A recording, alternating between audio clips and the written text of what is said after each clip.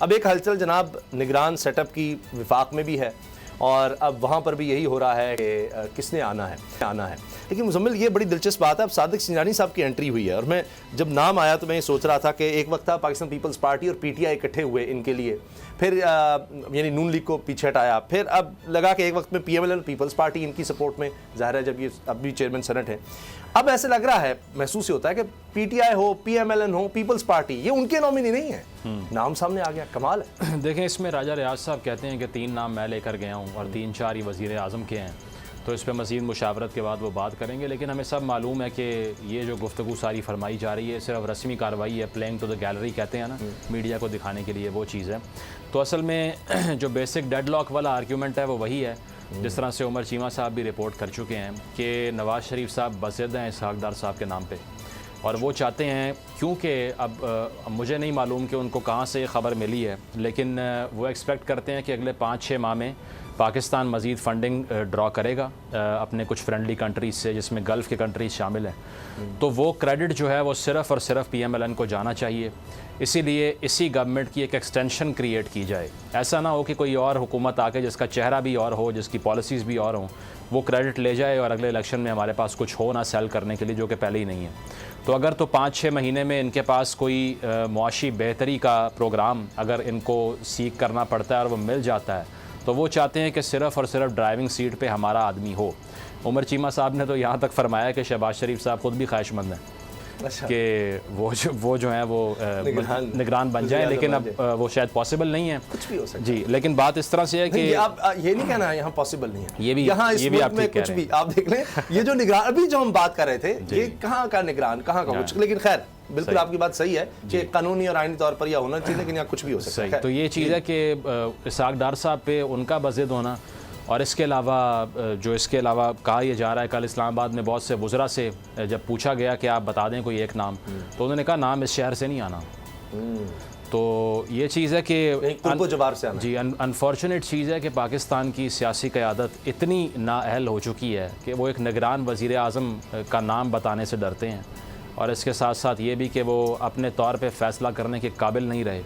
تو پھر آپ یہ مجھے سمجھ نہیں آتی یہ ساری فیوٹائل ایکسرسائز جو پارلیمان کی بنا رکھی ہے آپ نے, یہ پتہ نہیں کس کو بیوقوف بنانے کے لیے ہے کہ یہ آپ صرف اور صرف ایک کیموفلاج کیا ہوا ہے سسٹم کو. آپ بتا دیں نہیں, ہم اناؤنس نہیں کر سکتے, ہم نہیں لگا سکتے, یا ہمارا کنسنسس ڈیولپ نہیں ہو رہا اس پہ.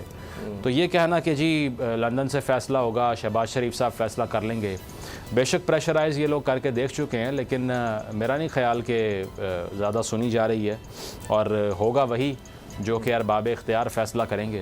تو اسحاق ڈار صاحب کا نام پہلے ہم نے سنا, پھر اس کو کچھ لوگوں نے, خواجہ آصف صاحب نے کہا یہ سیل تھرو نہیں کرے گا, پھر انہی کا نام سامنے آ جاتا ہے.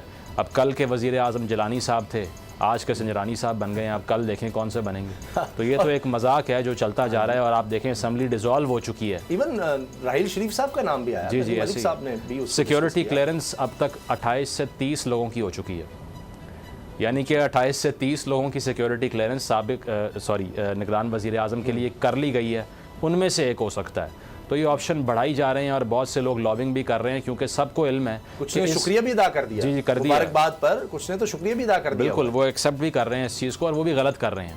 اس کی وجہ یہ ہے کہ وہ اتنا زیادہ میڈیا پہ آ کر اگر اس چیز کو بڑھاوا دیں گے تو ان کو ویسے ہی سائڈ لائن کر دیں اسی بات کے اوپر.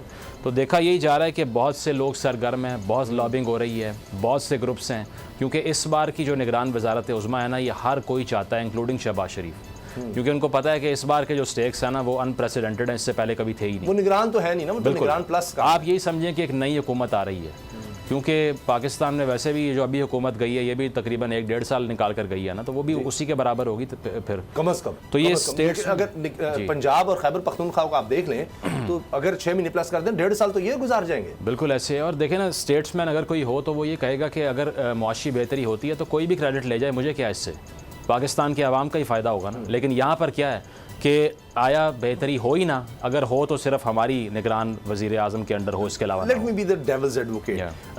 دیکھیں ٹرسٹ ڈیفیسٹ بھی تو ہے ہمارے ہاں, جو ہم تحریک انصاف کے ساتھ دیکھ رہے ہیں. اب اس کے بعد یہ مسئلہ آ جاتا ہے کہ میرا بھائی, میری بیٹی, یہ اگر نہیں ہوں گے تو کوئی بھی اور ہوگا, وہ کہیں اور جا سکتا ہے. یعنی اگر سگا بھائی بھی اس طرح سے نہیں سن رہا, وہ بھی کہہ رہا ہے کہ جی میں نگران آ جاتا ہوں, میں نے بڑا اچھا سرو کیا ہے کوارٹرز کو, کچھ لوگوں کو, کانسٹیٹوئنسی آپ کی تباہ کر دی میں نے وہ چھوڑ دیں, لیکن ویسے تو میں نے بڑا اچھا نظام چلایا, تو میں کیوں نہیں, اور ہو سکتا ہے وائی ناٹ. نہیں, یہ بات آپ کی بالکل ٹھیک ہے. جو دوسرا مسئلہ ہے وہ انسیکیورٹی کا ہے. وہ میں نے کل بھی کہا تھا کہ جان ایلیا صاحب کا ایک شعر ہے کہ اب نہیں کوئی بات خطرے کی, اب سبھی کو سبھی سے خطرہ ہے. واہ.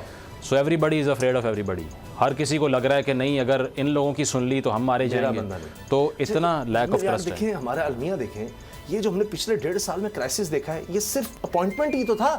جی جی, یہی تو مسئلہ, ابھی وہی مسئلہ آ گیا ہے بالکل. یہاں پر یعنی اگر تو انسٹیٹیوشنز ہوں, اگر آئین اور قانون ہو, تو پھر ہمیں یہ پریشانی نہیں ہونی چاہیے. یعنی کسی دنیا کے ملک میں کوئی کونسل یا پرچون کی دکان بھی ایسے نہیں چلتی ہوگی جس طرح ہمارا ملک چل رہا ہے. بالکل. جناب یہاں کون بیٹھ جائے گا اس پر, وہ کیا ہوتا ہے باکس کیا جس میں پیسے وغیرہ ہیں, کہ اس پر کس نے بیٹھنا ہے, اسی پر ساری لڑائی چل رہی ہے. دیکھیں یہ اس میں اب یہ ہے نا, خزانے پر ہوتا ہے نا جہاں پر پیسے, خزانے کی چابی کس کے پاس جاتی ہے. اس میں یہ ہے کہ جو سیاسی قیادت ہے وہ یہ فیل کرتی ہے کہ اگر ٹیکنوکریٹس کی گورنمنٹ آ کر اس کو چلانا شروع ہو گئی اور پرفارم بھی کر دیا تو ہم تو سب باہر ہو جائیں گے.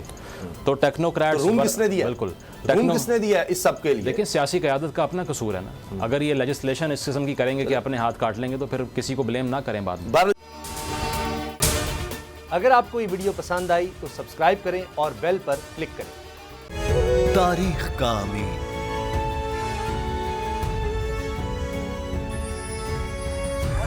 آزادی کی علامت,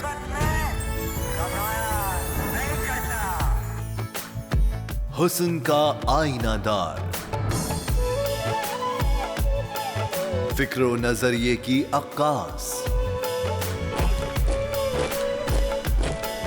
سرفرازی کا گواہ, یعنی ہم سب کا نگہبان پاکستان.